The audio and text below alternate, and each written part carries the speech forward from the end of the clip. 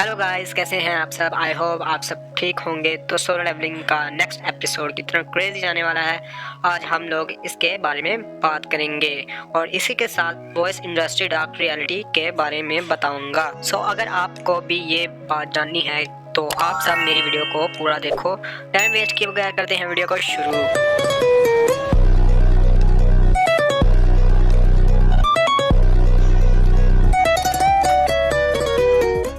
सबसे पहले अपडेट के बारे में बात करें जो आता है वॉइस इंडस्ट्री को लेकर और यहाँ इस टॉपिक के बारे में थोड़ी सी बात करने से पहले ज़रूरी हो गया है, क्योंकि काफ़ी सारे लोगों को ये लगता है कि जो वॉइस आर्टिस्ट होते हैं वो बहुत ज़्यादा अमीर होते हैं और वो बहुत ज़्यादा पैसे कमाते हैं। एंड कुछ लोगों को ये भी लगता है कि वॉइस आर्टिस्ट पॉपुलर हैं और करोड़पति, अरबपति, लखपति होंगे। सो देखो, मादाना ने एक बात बोली थी, उसको आप हमेशा इसे याद रखना, जो था वेक अप टू रियलिटी। यहाँ फिर आप जैसा सोचोगे रियलिटी बिल्कुल उसके उल्टी रहेगी। एंड इसी का साफ एग्जांपल यहाँ फिर अपनी जापानीज़ वॉइस एक्टर, जहाँ फिर रिवील किया गया है जापानीज़ वॉइस एक्टर बहुत ही कम पैसों में काम करता है। एंड रिसेंटली में एक वुमेन तो एनिमेशन का लिया कम से कम 30 साल से काम कर रही थी, जो यहाँ पे Dragon Ball and One Piece का प्रोडक्शन में शामिल थी।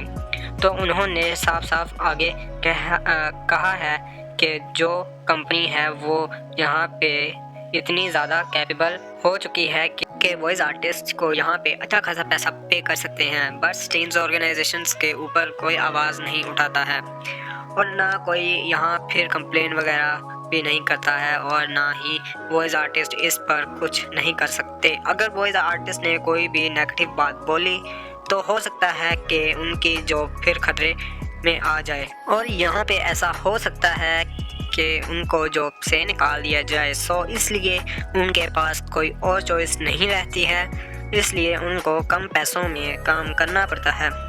और ऐसा नहीं है कि एनिमी इंडस्ट्री की ग्रोथ नहीं हो रही। एनिमी इंडस्ट्री की ग्रोथ 30% से बढ़ चुकी है, बट यहाँ पर जो एनिमी इंडस्ट्री के अंदर काम करते हैं जैसे एनिमेटर, वॉइस आर्टिस्ट, उनको अभी तक यहाँ पर ढंग से ट्रेन नहीं किया जा रहा। उनको देखकर मुझे तो बहुत ही ज़्यादा बुरा लग रहा है। एंड मैं भी यही सोच रहा हूँ कि जो भी एनिमी बनाने में मेहनत करते हैं उनको यहाँ पर ढंग से ट्रीट करना चाहिए और मेरा हिसाब से तो वो इससे कहीं ज़्यादा डिजर्व करते हैं।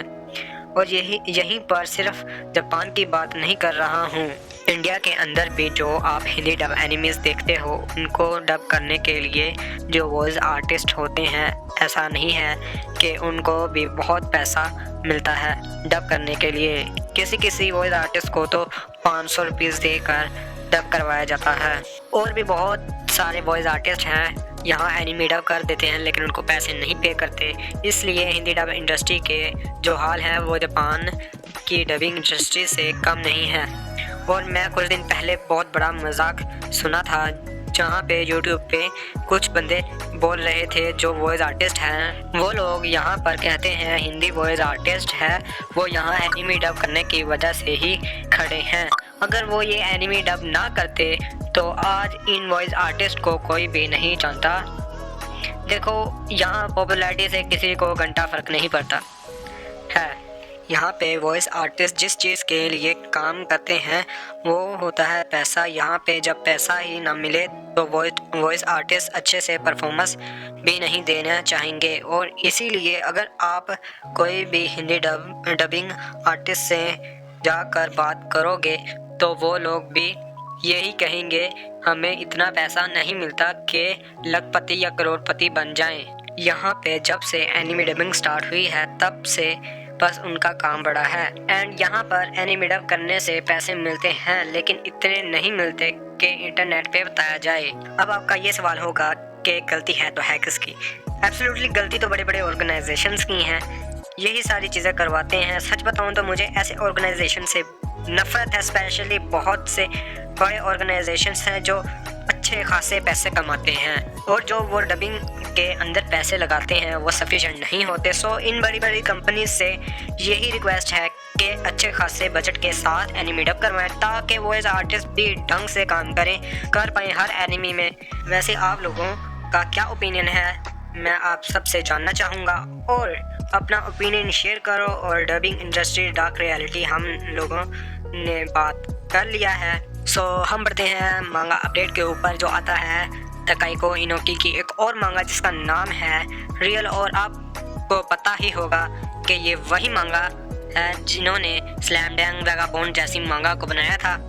और इन्हों की एक और स्पोर्ट्स मांगा जिसका नाम है रियल। सो इसका जो 100 चैप्टर होने वाला है, मतलब जो इसका 100वां चैप्टर वो यहाँ पर रिलीज होने वाला है upcoming weekly young jump issue के अंदर। एंड देखकर अच्छा लगा तकाइको इनो यहाँ पे कोई तो मांगा को कंटिन्यू कर रहा है। एंड होप करता हूँ रियल मांगा को ढंग से कंटिन्यू कर पाए। और हाँ, एक और एनिमी है जो बच्चों के लिए बिल्कुल भी नहीं है। एंड इस एनिमी का नाम है married women lips taste like can of chuhai, जिसका एनिमी अडेप्टेशन ऑफिशियल अनाउंस्ड हो गया है और इसकी रिलीज डेट को भी अनाउंस्ड कर दिया गया है।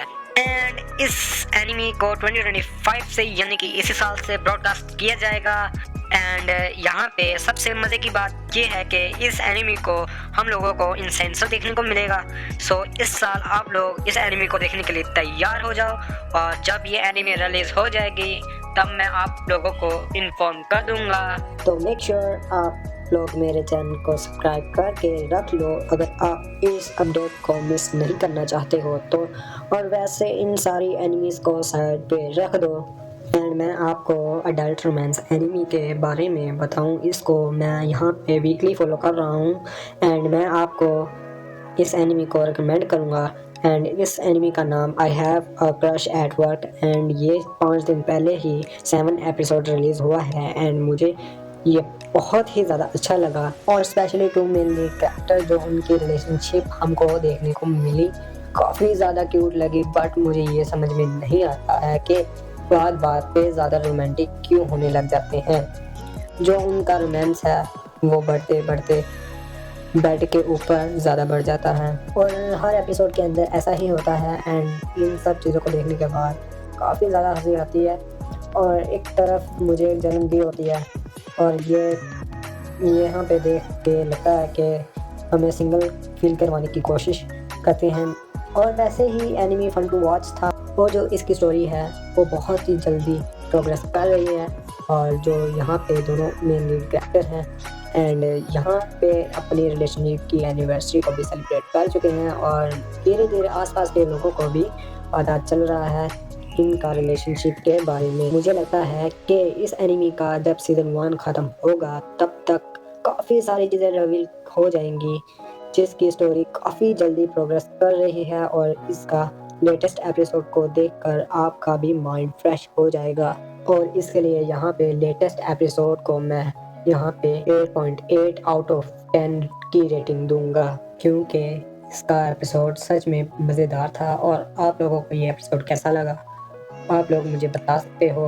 अब देखा जाए तो यहाँ पे हम लोगों ने काफ़ी रोमांस एनिमी के बारे में बात कर ली है, लेकिन अब बढ़ते हैं नेक्स्ट एनिमी के ऊपर जिसका नाम है द राइजिंग शील्ड हीरो, जिसका सीज़न 4 फर्स्ट इंफॉर्मेशन होने वाली है।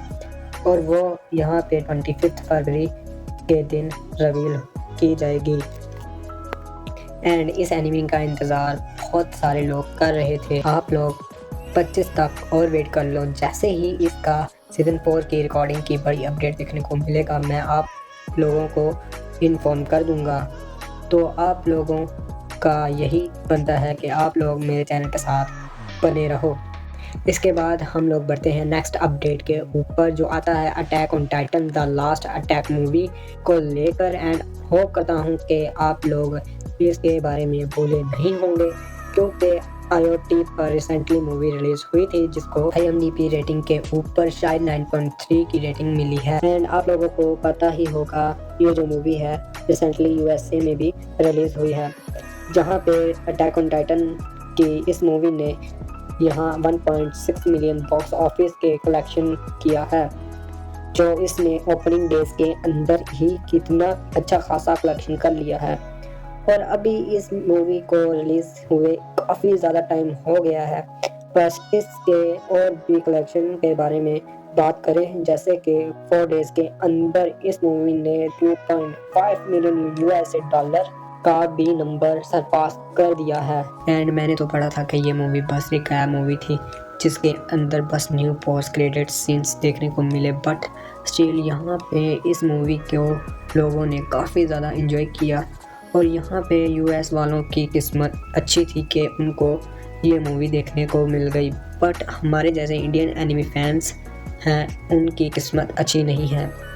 या फिर इंडियन छोड़ो पाकिस्तान, बांग्लादेश या लिटरली पड़ोसी कंट्री में भी ये मूवी रिलीज़ नहीं हुई, जो सच कहूँ तो बहुत ही ज़्यादा बुरा लगा है। और हाँ, जलन वाली फीलिंग भी आती है। बट अगर ये मूवी OTT या पैराटिट साइट के ऊपर अवेलेबल हो जाती है तो इसको लेकर मैं आपको इन्फॉर्म कर दूंगा। तो वैसे भी सफरिंग होती रहेगी। ज़रा लास्ट एनिमी के बारे में बात करें, जो आता है हमारा अपना Solo Leveling. And Solo Leveling के हर एपिसोड के इंतज़ार है वो यहाँ पे 1 साल से तो लगता नहीं है लोगों को, लेकिन अब लोगों की नज़र है सोलो लेवलिंग के सीज़न 2 के एपिसोड 8 के ऊपर, जिसके अंदर हम सब लोगों को बैटल फाइट देखने को मिलने वाली है। और ये फाइट होने वाली है shadow moon knight versus demon moon knight के बीच। अब बात करें कि इसके अंदर कितने चैप्टर को कंप्लीट किया जाएगा। सो एपिसोड 8 जो होगा वो यहाँ पे 82 से लेकर 87 तक कवर किया जाएगा। एंड हाँ, आप लोग यही सोच रहे होंगे कि इतने सारे चैप्टर एक एपिसोड में कवर किए जाएंगे एंड इसमें सीन कट होंगे या नहीं होंगे। इसका आंसर ऑब्वियसली हाँ है। हाँ, मैं देख रहा हूँ जब भी सोलो लेवलिंग का न्यू एपिसोड रिलीज़ होता है तो उसके अंदर मानवा सीन्स को कट कर दिया जाता है। और यहाँ भी ये चीज़ सोलो लेवलिंग फैंस बिल्कुल भी पसंद नहीं करते। और इस एपिसोड 8 के अंदर कितने सारे सीन्स को कट किया जाएगा वो तो मैं नहीं जानता हूँ, बट ये जो एपिसोड होने वाला है वो इस पैनल के ऊपर एंड होगा, जो देख के लगता है कि हमको फिर से क्लिफ एंगर देखने को मिलेगा। बट इसी के साथ जो एपिसोड 9 होने वाला है सोलो लेवलिंग सीज़न 2 के टाइटल भी रिवील किया जा चुका है, जिसका टाइटल है it was all worth it, जो कि इस एपिसोड के अंदर वो अपनी मॉम को वापस से हील करे। और यहाँ जो एपिसोड होगा इमोशनल होना चाहिए। अगर यहाँ पे एनिमेशन स्टूडियो वाले ढंग से सीन दिखाएं तो, और इस एपिसोड के अंदर जिनको के इमोशनल ढंग से दिखाने को ना मिले तो मैं फिर A1 पिक्चर स्टूडियो से डिसअपॉइंट हो जाऊंगा। और जहाँ तक जेजो आइलैंड की बात करें, जेजो आइलैंड आर्क इसी एपिसोड के अंदर स्टार्ट होते हुए देखने को मिलेगा।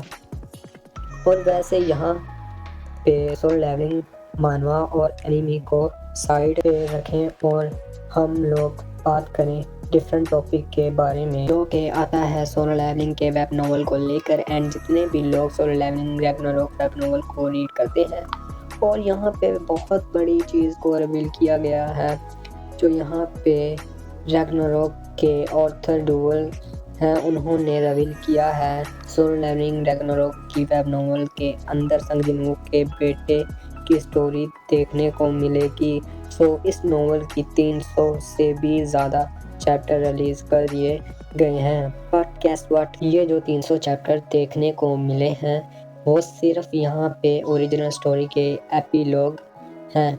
मतलब अभी तक सोलो लेवलिंग रैग्नारोक की अभी तक रियल स्टोरी स्टार्ट ही नहीं हुई है, ऐसी चीज़ें ऑथर कह रहे हैं। और जो इसकी रियल स्टोरी होगी वो वेडनेसडे को स्टार्ट होगी। एंड इस चीज़ को देखने के बाद यहाँ पे सीरियसली यहाँ पे ऐसा लगा है कि आर्थर डुअल हैं वो यहाँ पे इचिरो ओडा जैसे बनना चाहते होंगे, और जैसे हमारे वन पीस क्रिएटर 1000 एपिसोड से वन पीस इंट्रोडक्शन के लिए बने, वैसे ही सोलो लेवलिंग रैग्नारोक के 300 चैप्टर बस इनके इंट्रोडक्शन थे। एंड जो रियल पिक्चर होगा वो अब स्टार्ट होगा, जो अब देख कर समझ आ रहा है कि यहाँ पे सोलो लेवलिंग रैग्नारोक की स्टोरी है वो और भी ज़्यादा एपिक जाने वाली है। और इसी के साथ ही मैं आज की वीडियो को एंड करता हूँ। सो ज़्यादा अपडेट नहीं थे, जितने भी एनिमी अपडेट आए थे उनके बारे में